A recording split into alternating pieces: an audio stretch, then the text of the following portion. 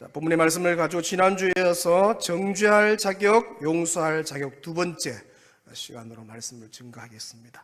자, 오늘 본문은 지난주 이 시간에 우리가 공부를 좀 했는데 초막절 절기와 관련해 있다고 얘기했죠? 기억나십니까?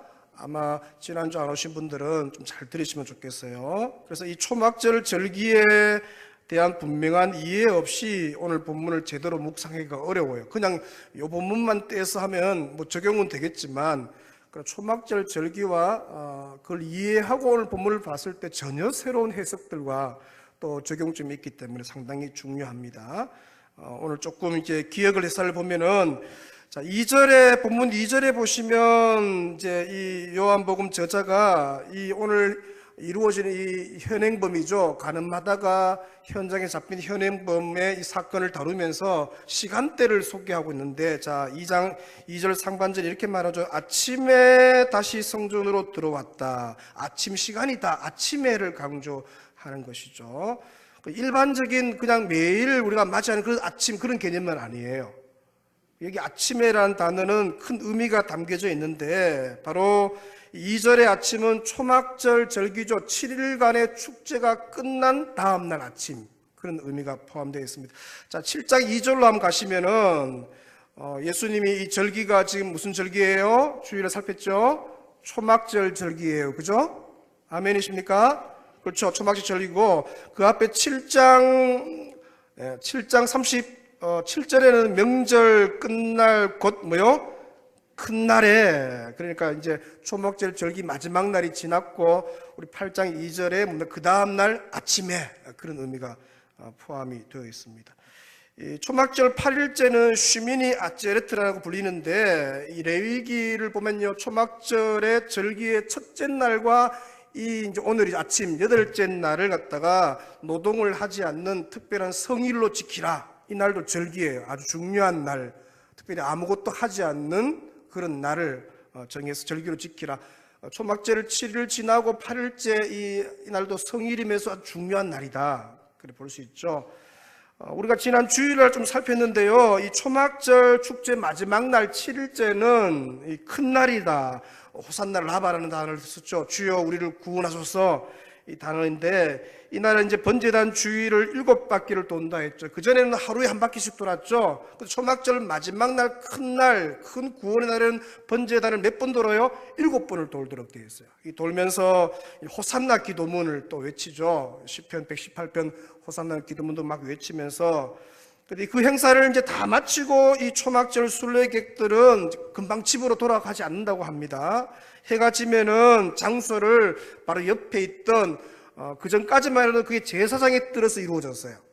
번제단 주위를 돌죠. 근데 밤이 되면 이게 장소가 이루어지는데 여인의 뜰로 장소를 옮겨요. 그 여인의 뜰에서 이제 막 축제도 벌리는데, 자, 8장 20절 보시면, 자, 20절 한번 보세요. 이 말씀은 성전에서 가르치실 때에 어디 앞에서 하신 거예요? 헌금함 앞에서. 옛날에 연복궤 이렇게 했어요. 그죠? 같은 말이죠. 헌금함 앞에서 했던 이 말이 뭐냐면 헌금함이 어디 있었느냐? 여인의 뜰에 있었어요. 그러니까 이거 확실하게 예수님이 어디서 하신 얘기예요? 여인의 뜰에서 하신 이야기다. 그 여인의 뜰에서 현장에서 잡힌 그 여인에 대한 이야기를 오늘 본문에서 하고 있는 것이죠. 이 여인의 뜰에서 그러니까 그 이제 이 초막절 7일 날 마지막 큰 날에 이제 올라이트 행사가 있죠. 관제 물을 붓고 막 그렇게 축제하고 그런 밤 행사가 이루어지는데, 여인의 뜰을 이제 내 귀퉁이에는 큰 금촛대가 있어요. 큰 여기 사다리를 타고 올라가야 되는데 거기에 이제 기름을 부어서 불을 밝혀요. 불을 밝히면은 요즘으로 말하면 대형 라이트처럼, 큰 경기장 라이트처럼 거기에 성전에 이제 그 여인의 뜰에 불을 밝히면 그 불빛이 그 이스라엘 그 도시 전체를 밝히는, 집에서도 그 불빛이 비칠 만큼 그런 강력한 불빛이에요. 온 동네를 다 밝히는 그런 불빛이죠. 대형 촛대에 이제 불이 밝혀지면은 그때부터 밤생 이제 나이트 행사가 이루어지는 거죠. 축제하기 위한 거예요. 주님의 그 풍성한 은혜를 축제하고 또 구원의 은혜를 막 찬양하고 막 기뻐하고 그 여인의 뜰에서 춤을 추고 그죠? 또 막 횃불도 돌리고 아주 기뻐하는 그런 축제의 날입니다.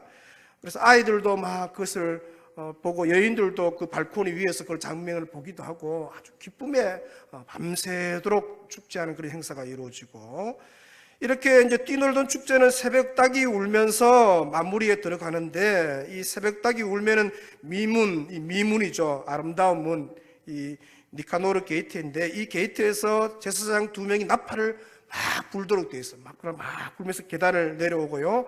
또 내려오면서 10번째 계단을 또 3번 불고, 마지막에 다 내려와서 또 불고, 계속 나팔을 불어요. 그러면서 동쪽에 있는 이 순결과 공의의 문을 향해서 계속 나팔을 불며 전진을 합니다. 이 순결과 공의의 문에 딱 도착하면은 제사장 찬양대가 서쪽에 있는 그 지성소를 향해서 몸을 돌려서 이렇게 외치죠. 이 성전에 계신 아버지여, 우리의 눈은 여호와를 향합니다.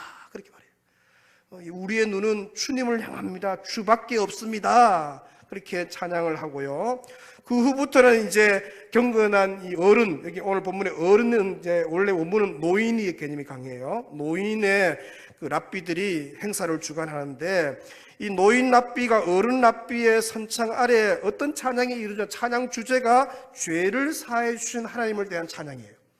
그러니까 초막절 절기의 마지막 날 밤에 그 놀라운 여인의 뜰에서 축제는 마지막에 어떤 찬양으로 이어지냐, 찬양의 주제가 뭐라고요?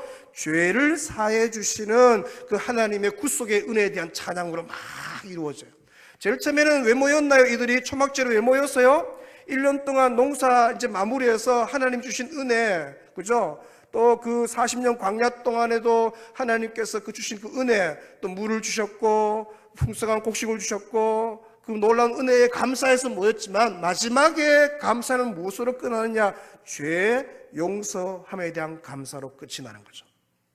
그렇게 생각해 보세요, 여러분. 이 초막절 이 마지막에 참여한 순례객들이 축제 마지막에 죄를 사해 주시는 하나님의 은혜에 감사 찬양하고, 또 용서받은 자의 기쁨이 가득한, 그래서 이 용서받은 은혜의 아침, 감사의 아침, 기쁨의 아침이 바로 8장 2절의 아침에.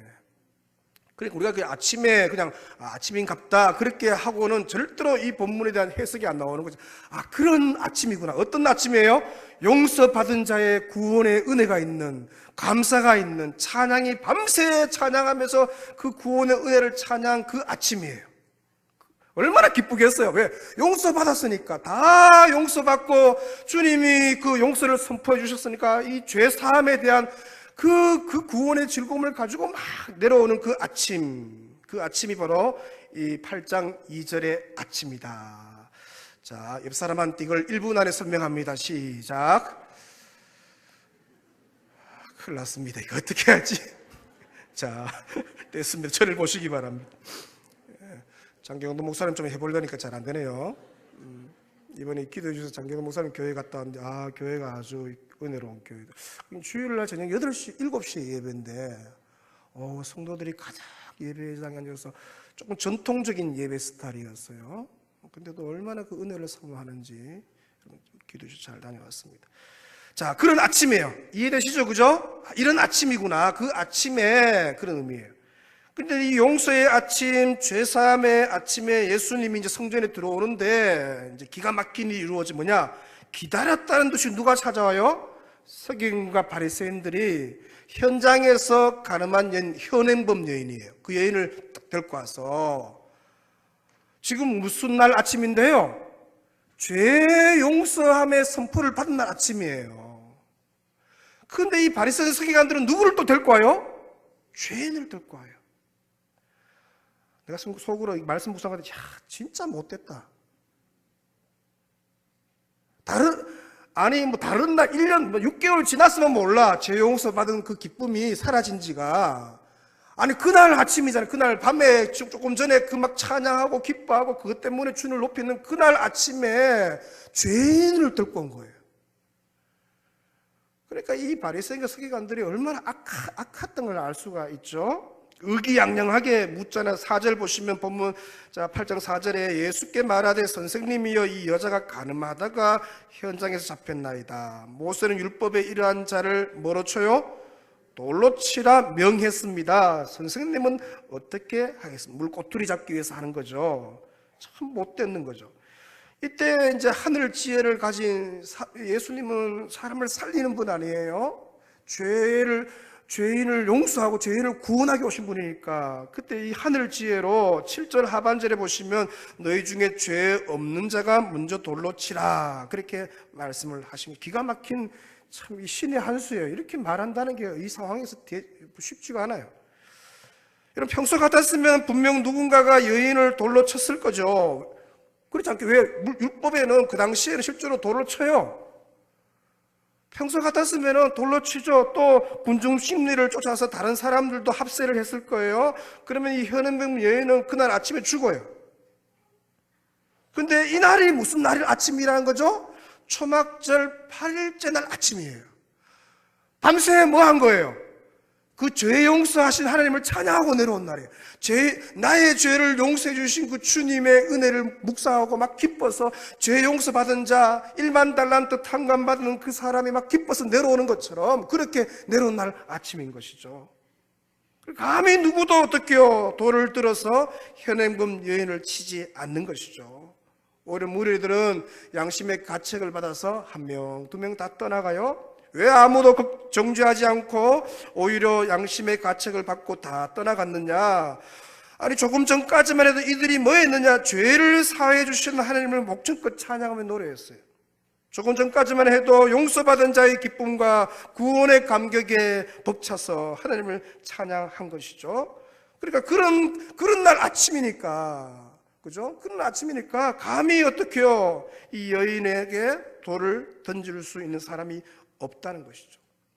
오늘 본문에 이제 여러분 본문 보시면, 자, 본문 8장 9절 보시면요. 9절에 어른으로 시작하여 뭐라고 말합니까?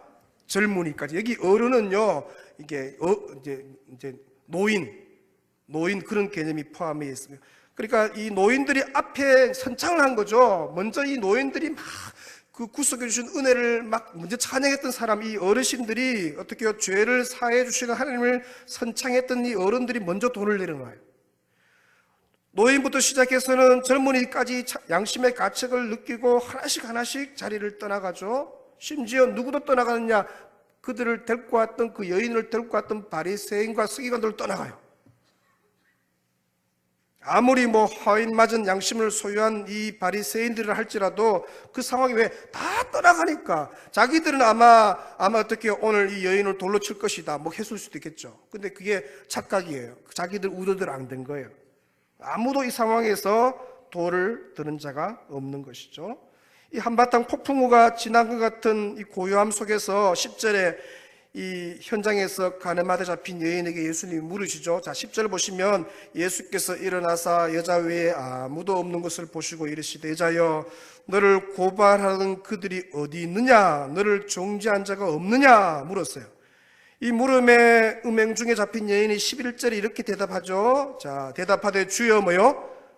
없나이다. 따라합니다. 주여 없나이다.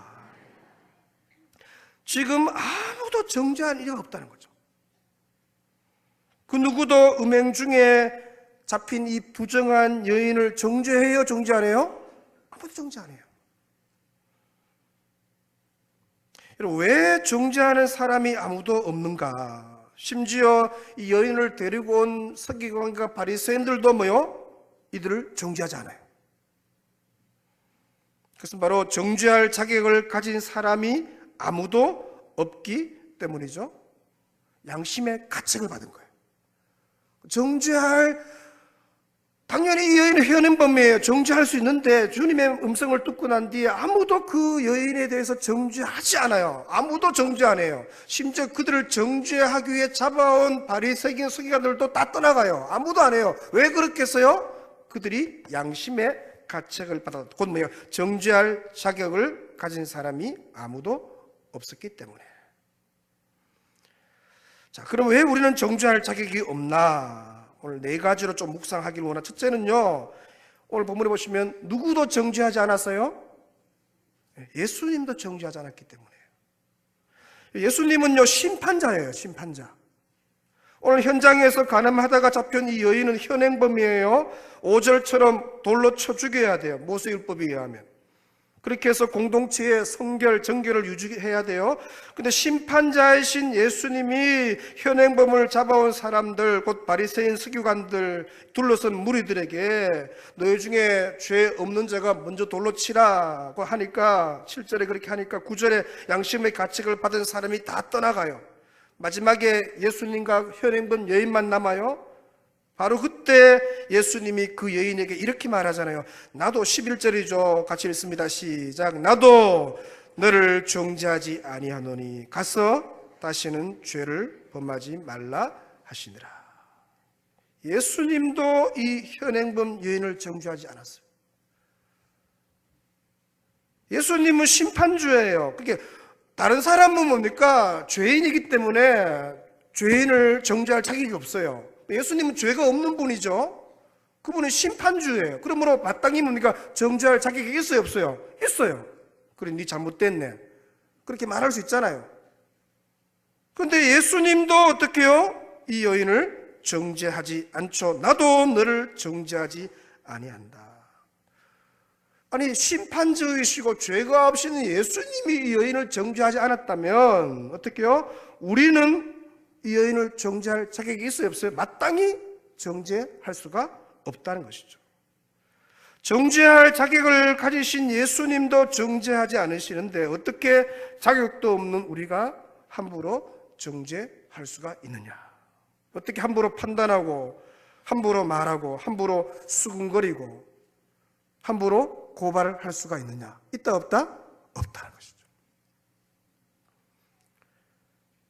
어떤 죄인이 교회에 새 가족으로 왔어요.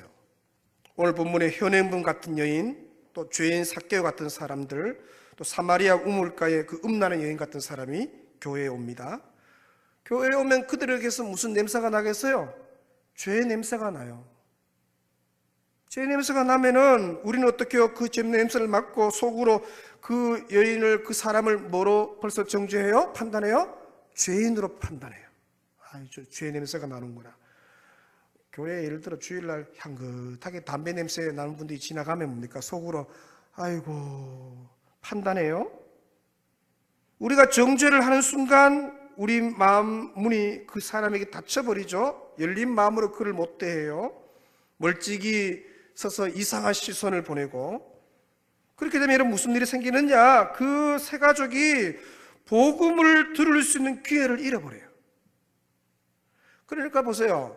이 사람이 지금 누구 만나러 온 거예요?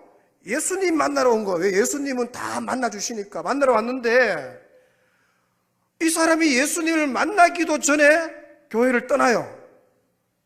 누가 떠나보내요? 우리가 떠나보내요. 우리가. 아이고 저기 지금 그 시선, 그 분위기, 그죠? 여리고성 사람들이 어떻게 합니까? 그 삭개오에 대해서 저가 죄인이 집에 들어간다 수군덕거리고 했던 것처럼 예수님 만나러 왔는데, 그죠? 예수님 만나보지도 못하고 교회에서 추방돼요. 우리들이 하는 그 정죄가 그들이 복음을 들을 수 있는 기회를 빼앗죠. 교회 오는 사람 많습니다. 얼마나 교회에 많이 와요. 근데 예수님 못 만나고 떠나고 상처만 입고 떠나가요. 예수는 좋은데 뭐가 싫다? 교회가 싫은 거예요. 교회가. 왜 싫어요? 예수님은 나도 너를 정죄하지 않는다 했는데, 교인들이 정죄하는 교인들이 자기도 죄인이면서 막 정죄하는 거예요. 이상한 눈빛으로 보고 수군덕거리고, 저 사람이 다른 데 있을 때 뭐 했더라 하고 언제 자기가 추적해서 또 얘기를 하는지 그걸 덮을 생각을 해야지. 소문이 뭐 그렇게 들리다더락 하고, 그게 그 사람 귀에 또 안 들어갑니까? 다 들어가지. 생각해 보세요. 그럼 언제 그 사람이 주님을 만나요? 여러분 15장 누가복음 15장 1, 2절 자막 보시면 모든 세리와 죄인들이 말씀을 들으러 어떻게 해요? 가까이 나오니, 자막이 안 나오는가 보죠. 여러분 반응 보이게 그런 것 같아요. 이 바리새인과 서기관들이 수군거려 이르되 이 사람이 죄인을 영접하고 음식을 같이 먹는다 하더라. 이게 바로 예수님이 모든 죄인들을 영접하고 음식을 같이 먹었어요. 함께 교제해요. 예수님은 그들을 정죄해야 안 해요? 안 해요. 멀리하지 않죠. 그러니까 교회 공동체가 우리가 예수의 제자예요. 예수님처럼 살아내야 돼요. 그렇다면 교회 공동체가 그렇게 돼야 되죠. 아멘이십니까? 죄인을 영접하는 분위기, 죄인을 환영하는 분위기가 돼야 되죠. 밖에 현수막 붙여놔야 돼요. 죄인 환영. 그렇죠? 누구든지 오면은 우리가 정죄하지 않잖아요. 왜? 예수님이 정죄하지 않을 우리가 정죄하지 않아요. 누구든지 오면 어떤 죄인도 뭡니까? 환영하고, 두 손 들고 환영하고, 오면은 뭡니까? 그 마음, 여기 와서 쉼이 있고, 회복이 있고, 치유가 있고. 아멘. 그렇게 되는 것이 주의 몸된 교회임을 믿으시기 바랍니다. 여러분, 교회는 죄인들이 왔을 때 편해야 돼요. 그죠? 죄인들이 왔을 때 가식 방석이면 안 되잖아요. 죄인들이 예수님께 가면 너무 편하고 눈치 보지 않아도 되고 있는 모습 그대로 예수님 받아주니까 너무 행복하고, 마찬가지로 교회가 그렇게 돼야 되죠. 여러분의 소그룹이 그렇게 돼야 되고, 여러분의 교구교회가 그렇게 돼야 되고, 이 조국교회가 그렇게 되어야 되는 줄로 믿습니다. 죄인들이 와도 전혀 어색함이 느껴지지 않는 교회. 왜? 주님이 정죄하지 않으셨으니까. 우리도 정죄할 수가 없어요. 있는 모습 그대로. 대신에 많이 힘들었지. 그죠? 얼마나 힘들었겠어요. 그 죄의 노예에 이끌려서 얼마나 고통당하며 산 인생인데, 그 격려하고 위로해주고 눈물 닦아주고 함께 울어주고. 아멘. 여러분, 부강교회는 좀 어떻습니까? 여러분 생각할 때 우리 교회는 좀 어떤 것 같아요? 요즘 죄인들이 좀 많이 옵니까? 우리는 어떤 걸 꿈꿔요? 우리 교회는 좋은 사람들 오길 꿈꿔요. 좀 이렇게 전문가들도 좀 오고, 의인들만 오기를 원해요. 착한 사람. 뭔가 잘못된 거 아니에요, 여러분? 죄인들이 교회에 와야 되잖아요. 지금은 죄인들이 교회에 안 와요. 죄인들은 다 밖에 있어요. 여러분, 이 부강교회가, 아니 이 조국교회가, 대구의 초도백교회가 죄인들로 가득 차야죠. 왜 그들이 교회에 안 옵니까? 교회에 오면은 예수님이 계시면 예수님 만나면 좋은데, 예수님은 좋은데, 교회에 오면 예수님은 뭡니까? 나를 있는 모습 다 수용하고 괜찮다 해주시고 나와 밥 먹고, 예수님은 그런 분이신데, 근데 죄인들이 당연히 그런 좋은 예수님 만나러 와야 될 거 아니에요. 왜 안 와요? 야고보서 보면 어떡합니까, 여러분? 가난하고 돈 없는 그 성도들이 마음 편히 올 수 있는 교회가 돼야 되잖아요. 옷 잘 입고 좀 돈 많아 보이면 아휴, 여기 좋은 자리에 A석 앉으십시오. 요 자리 제일 좋은 자리예요. 좀 이렇게 가난해 보이고 없어 보이고, 아유 저 좀 뭐 도움 안 된다 싶으면 어떡해요? 아유 저 발등상에 앞에 저 D석, 그죠? 저 구석에서 앉으라고. 그게 무슨 교회예요? 여러분, 이 부강교회에 이 마지막 시대에 죄인들이 많이 와야 돼요. 할렐루야. 그들이 오기만 하면 뭡니까? 기다렸다는 듯이 그들을 우리가 어떻게 함경제로 덮어주고 허물을 덮고 용납해주고, 그들이 예수님 만날 수 있도록 길을 열어주고. 아멘. 그리 예수님 하면 변할 거 아니에요. 변화가 일어나고 흐느낌이 있고 구원의 감격이 있고, 그걸 보는 우리는 막 기쁘고. 갈수록 교회가요, 이게 문제가 심각해요. 너무 우아한 사람들, 너무 멋있는 사람들, 좋은 사람들, 착한 사람들만 교회에 와요. 돈 많은 사람들만 교회에 오고. 가난한 사람들이, 복음은 뭡니까? 가난한 자의 복음이잖아요. 부강교회는 누가 좀 많이 와야 돼요? 가난한 자가 많이 와야 돼요. 근데 가난한 자는 교회 못 와, 요즘. 왜? 교회 오면 뭐 하도 내락하는 게 많아요. 그죠? 회비 내셔요. 회비를 대신 내주는 뭐 창구가 하나 있어야 될 것 같아요. 그죠? 혹시 전도회 회비 없는 분들은 글로 가시면 회비 내어드립니다. 왜냐하면 사실 그렇잖아요. 1,000원도 10,000원도 없어서 그냥 그럴 때 있잖아요. 저도 차비가 없었어. 수성 그 남부 정류장에서 비산동 철길 우리 집까지 한 4시간 반 걸어온 적이 있어요. 제가 이렇게 귀공자처럼 보이고 인정 안 하는 분 2분 계시네요. 아우, 그게 없으니까, 이 차비가 없으니까. 지금 같으면 뭡니까? 차비 좀 빌려주세요 하면 될 텐데, 그때는 부끄러워서 뭡니까? 대학생 때인데. 남부 중에 걸어오니까요. 얼마나 먼지, 비싼 데 기가지고 오는데. 또 대구역 좀 지나면 아가씨가 아유, 학생, 자꾸 잡지를 않나. 유혹을 물리치고 온다고 혼났어요, 그때. 여러분, 어떤 교회가 되어야 되겠어요?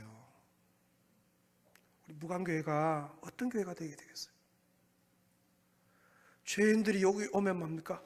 쉼이 있고, 부관교회를 가자, 부관교회를 가자. 거기 가면 회복이 있고, 거기 가면 먹을 게 있고, 거기 가면 가난한 자들의 천국이란다. 밥 준단다, 밥 준단다. 밥 맛있단다. 할렐루야. 거기 가면 웃어주고, 거기 가면 니 뭐 하도 안 묻는단다. 과거 안 묻잖아요. 예수님 과거 묻나요? 큰아들 돌아왔을 때 과거 안 묻잖아요. 요즘 세가이도 등록하면은 이렇게 추적할 때 요즘 과거를 깊이 묻는 것도 조심스러울 때 있어요. 서울은 거의 안 묻는데요. 그 묻는 순간 벌써 마음이 정착을 못하니까. 본인이 얘기하면 어쩔 수 없지만 신방할 때도 좀 조심하게 신방을 해야 돼. 여러분, 우리 부안교회가 이런 교회가 되시길 주의 이름으로 축원합니다. 우리가 그런 분위기를 만들어 가야 돼요. 아멘. 교회의 분위기는 성도가 만들잖아요. 그래서 교회에 여기 오면 막 구석구석에 흐느낌이 있고, 여기 오면 그 주님의 사랑으로 인해서 감격이 있고 회복이 있고 치유가 있는 믿음의 교회, 저와 여러분이 함께 만들어 가시기를 축원합니다. 할렐루야. 12월 되면 또 춥고 가난하고 하면 또 이렇게 이웃들을 잘 살펴야 되겠죠. 그래서 사랑의 쌀 나누기도 하고 상자 나누기도 준비하고 하는데 좀 참여하면 좋겠어요. 왜 우리가 용서할 자격만 있고 정죄할 자격은 없나? 둘째는요, 우리 안에요 들보가 있어요. 따라하면 내 안에 들보가 있다.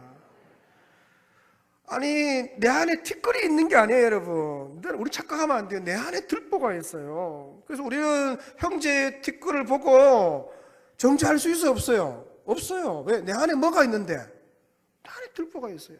들보는 여러분 대들보 알죠? 얼마나 큰나요?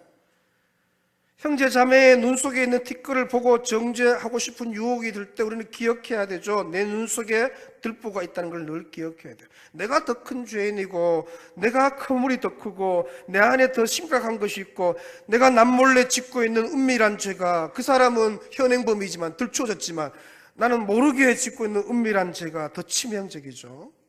근데 어떻게 내가 남의 잘못을 정죄할 수 있나? 오늘 본문에 예수님이 현행범 여인을 고발하기 위해 데리고 온 이 사람들에게 말하죠. 너희 중에 죄 없는 자가 돌로 치라. 이 말을 들은 사람들이 어른, 노인부터 시작해서 젊은이까지 다 하나씩 떠나갔어요. 왜 떠나갔느냐? 양심의 가책을 받았다. 어떤 양심의 가책이요? 자기도 뭐요? 죄인이에요. 자기 안에 더 큰 죄가 있고 자기 안에 대들보가 있고, 그래서 다 떠나가는 것이죠. 여러분, 이 예수님이 산상수훈할 때 어떤 얘기를 하셨냐? 현장에서 가늠한 이 여인의 죄와 여인을 보고 속으로 음욕을 품은 죄가 똑같은 죄란 거죠. 이 여인은 현장에서 붙잡혔을 뿐이에요. 근데 나는 안 붙잡혀. 나는 더 교묘하게, 나는 어떻게 은밀하게 하는데 그 죄도 동일한 죄라고 예수님이 얘기하죠. 내가 남모르게 혼자서 음욕을 품었어도 죄가 동일한 죄다, 그렇게 말해요. 내가 여러분 현행범 여인과 동일한 죄는 짓지 않았다 할지라도 내가 다른 죄를 짓고 있다면 그 죄도 동일한 죄. 내가 짓는 죄는 좀 작은 죄고 너가 짓는 죄는 좀 큰 죄고 그래서 내가 너를 정죄할 자격이 있다. 결코 그렇지가 않다는 거죠. 동일한 죄인이에요. 죄인이 어떻게 다른 죄인을 정죄할 수 있는가? 결코 정죄할 자격이 없다는 것이죠. 오늘 본문에 단 한 사람도 남지 않고 다 떠나간 것을 기억하십시오. 그 말은 뭡니까? 거기 있던 모든 사람이 자기가 뭐라고 인정한 거예요? 죄인임을 인정하고 떠나갔다는 거죠. 그 어떤 사람도 예외가 될 수가 없는 것이죠. 그래서 누가 죄를 짓는 것을 보면 우리는 어떻게 해야 돼요? 나를 살펴야 돼요. 그죠? 그게 성경적인 나를 살펴서 자기 눈 속에 있는 들보를 먼저 빼내는 것. 그런 후에 정말 사랑하는 마음으로 가서 이야기해 주는 것이 필요한 것이죠. 자, 마태복음 18장 15절 자막 보시면 너 형제가 죄를 범하거든 가서 너와 그 사람과만 뭐하라? 상대하여 권고하라. 만일 들으면 너가 네 형제를 얻은 것이요 만일 듣지도 않거든 한두 사람을 데리고 가서 두세 증인의 입으로 말마다 확증해라. 17절 만일 그들의 말도 듣지 않거든 교회의 말하고 교회의 말도 듣지 않거든 이방인과 세리와 같이 얘기라. 그러니까 누군가 이 현장에서 범죄한 것을 우리가 봤을 때 그것을 본 사람이 제일 처음에는 1대1로 어떻게 가서 얘기를 하는 거죠. 우리 기도하고 얘기해야 되겠죠. 그 형제를 사랑하는 것이다.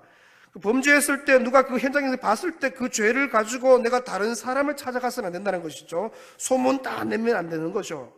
그건 사랑이 아니라는 거죠. 1대1로 찾아가서 공고했을 때 그 형제가 회개하면 그 죄를 덮어야 되죠.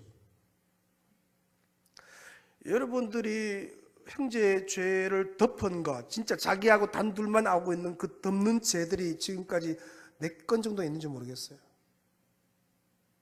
어떤 허물을 봤어. 어떤 잘못을 내가 봤어요. 그 기도하다가 이건 가서 얘기했어요. 덮었어요. 용서했기 때문에 회개. 덮었다면 내하고 단둘만 하나님하고 세 명만 할 거 아니에요. 그렇게 덮었는 그런 사건들, 그런 죄가 허물을 덮었는 일들이 여러분 인생 가운데 몇 건이 되는지, 아니면 그걸 다 들추어내서, 아니면 야금야금 정보를 빼내서 다른 사람에게 주고 소문을 내서 이게 문제가 커지든지 덮는 게 있어요. 만약에 여러분들이요 그걸 덮기가 여러분들이 그걸 감당하기 너무 어려워. 내가 이걸 덮는 게 너무 어려워. 그럼 어떻게 그걸 가지고 담임 목사님 저한테 가지고 오시니 담당 목사님 가지고 오셔야 돼.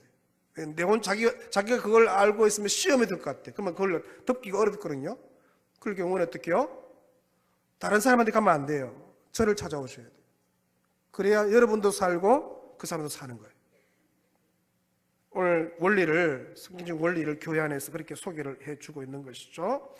여러분이 덮는 허다한 죄들이 많으시길 축원합니다.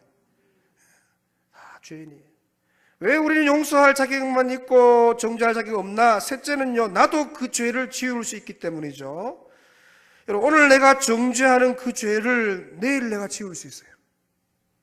어떻게 사람이 저럴 수 있나? 그렇게 했는데 내일 내가 그 죄를 짓고 있는 거예요. 그게 인생이에요.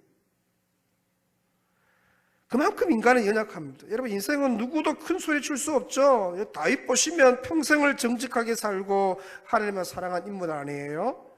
하나님 마음에 속 들었다고 말하잖아요. 내 마음에 합한 자라. 그런데 그렇게 귀한 다윗이 한순간에 무너져요. 죄를 범해요. 간음죄와 살인죄를 동시에 지어요. 다윗이 그런 죄를 지으려고 생각도 못했어요. 다윗은 안 지을 거야. 아니에요. 다윗 같은 사람도 그 죄를 지을 수 있다 없다? 그게 인생이에요. 여러분, 큰 소리 쳐서 나는 안 그래. 아닙니다, 여러분. 인생이 그렇지가 않아요. 그 누구도 인간은 완전하지가 않아요.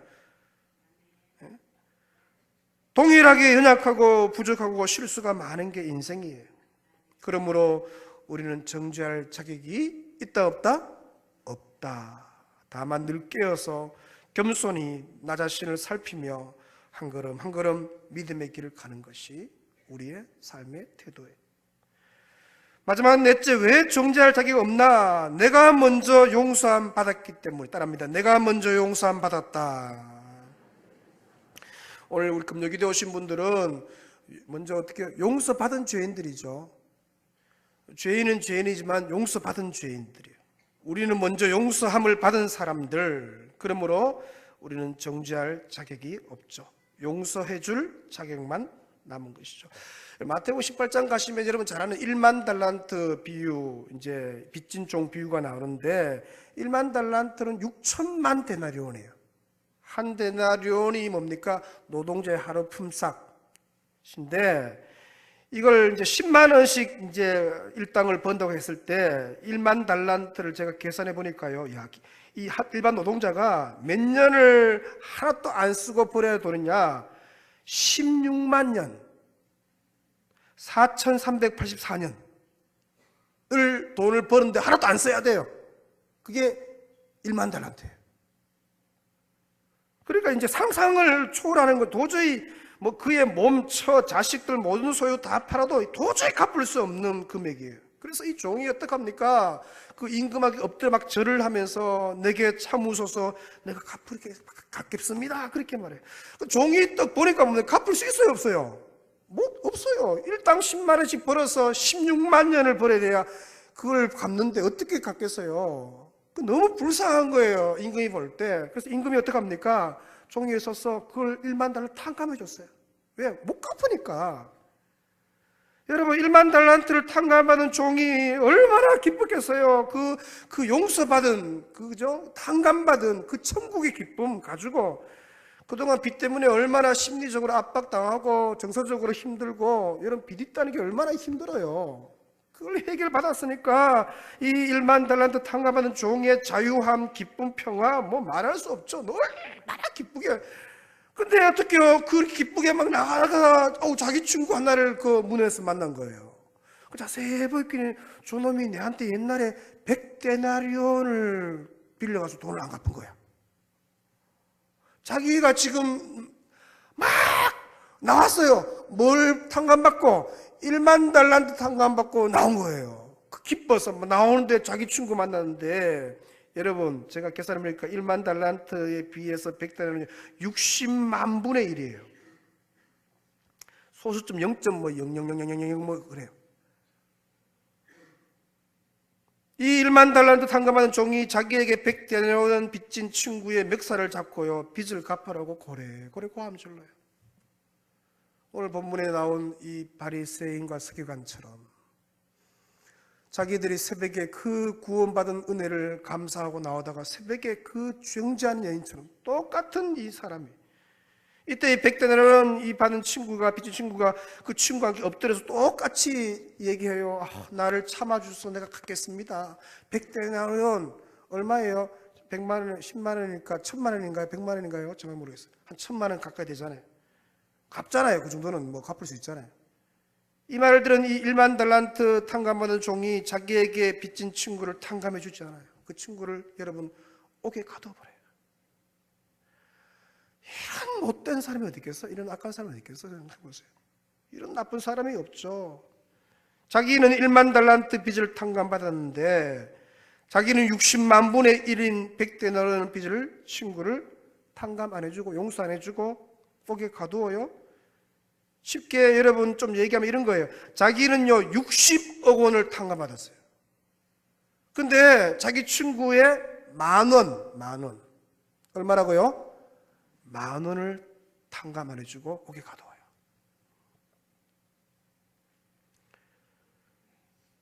그리고 주기도문에 대해서 강의를 하겠지만 우리가 주기도문에 이렇게 기도해요. 우리가 우리에게 죄 지은 자를 사하여 준 것 같이 우리 죄를 사하여 주옵시고. 조건이 있어요. 내 죄가 사함 받는 건 어떤 조건이에요? 내가 내게 죄 지은 자를 사하여 준 것처럼 내 죄도 사하여 주십시오. 이걸 좀 다른 말로 하면 이런 거잖아요. 1만 달란트 빚진 자 비유와 좀 연결시키면 우리가 100데나리온을 용서해 준 것 같이 나의 1만 달란트를 용서해 주옵시고. 그거예요. 여러분, 경제적으로 내가 10,000원을 탕감해 준 것 같이 나의 60억 원을 탕감하여 주시옵고. 10,000원을 탕감해야 60원을 탕감받지. 근데 10,000원 탕감 안 해줘요. 조금만 내한테 막 거슬리는 말 하면요, 못 참아요. 막 바로 전화해서 네 그런 말 했지? 안 했나? 확인, 추적 전화하고, 삼자 대면할까? 말하고. 못 참아요. 그게 시시한 거예요. 내가 주로부터 용서받은 거에 비하면 그거 아무것도 아니에요. 근데 우리는 못 참아요. 끝까지 추적해서 뭡니까? 징벌하고 뿌듯한 심정으로 주의 조에 와서 주일날 감격스럽게 막 찬양해요. 주님께서 내게 승리를 주셨습니다. 찬양하고. 웃긴 거 아니에요, 여러분?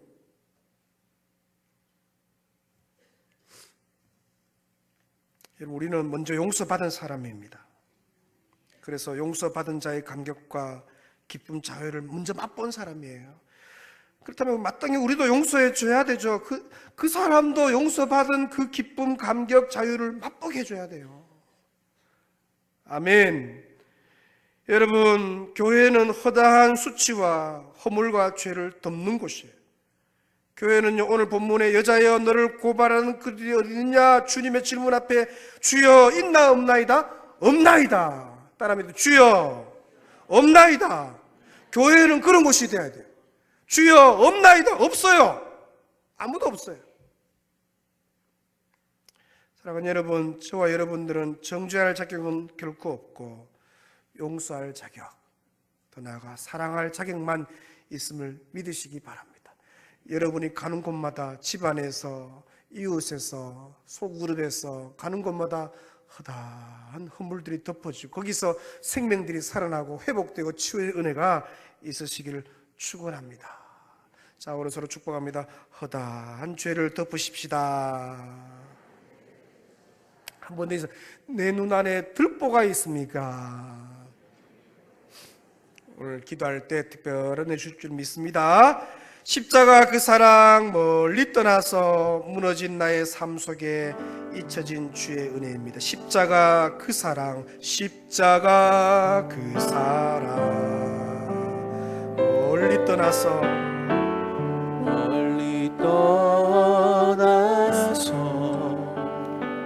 무너진 나의 삶 속에 무너진 나의 삶 속에 잊혀진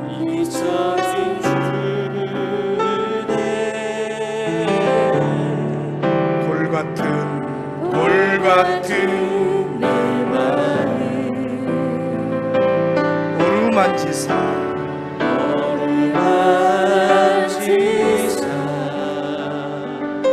다시 일으켜 세우신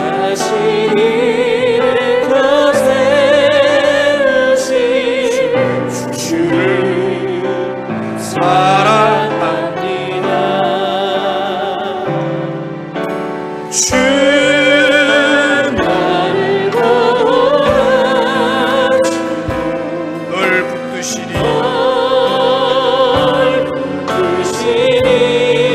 너는 보배롭고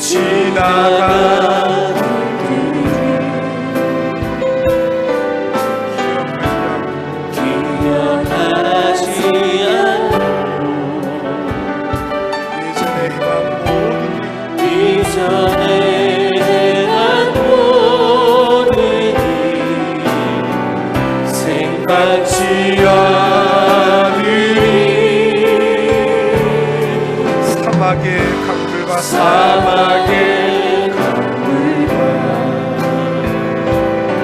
길을 내시는 주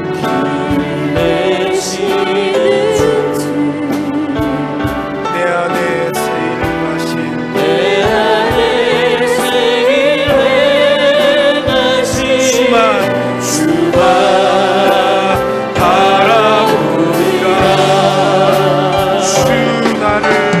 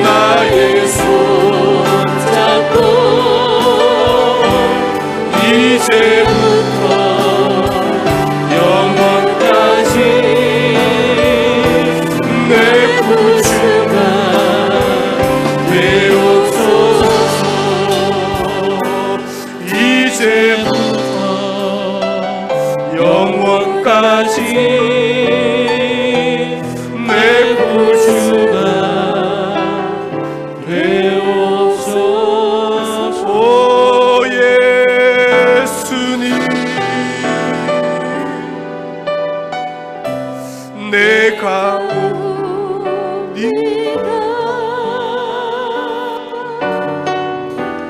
못 박히신 십자가 앞에 그 큰 사랑, 그 큰 사랑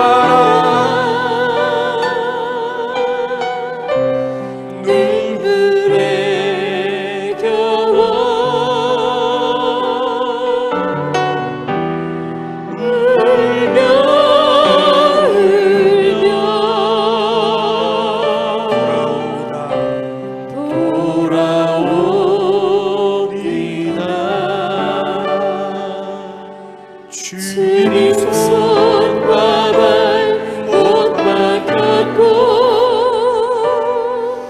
머리에 가시관 박히셨네.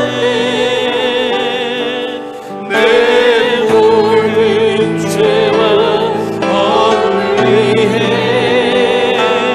말없이 피 흘려 주셨네.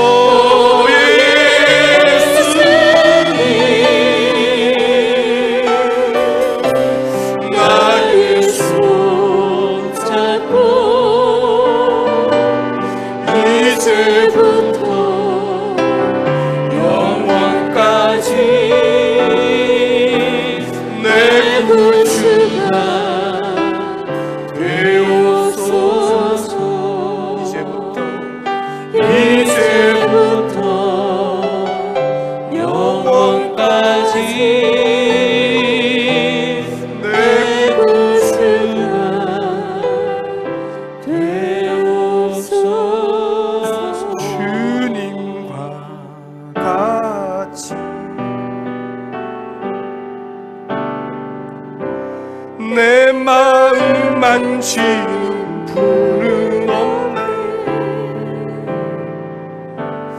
오랜 세월 찾아 난 알았네. 내게 주밖에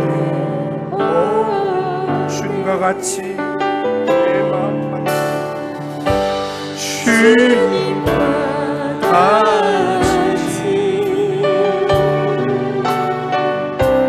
내 마음 만지는 분은 없네. 오랜 세월 찾아 나갔네. 내게 주밖에 없네. 주잡이 강같이 주 손길 치료하네.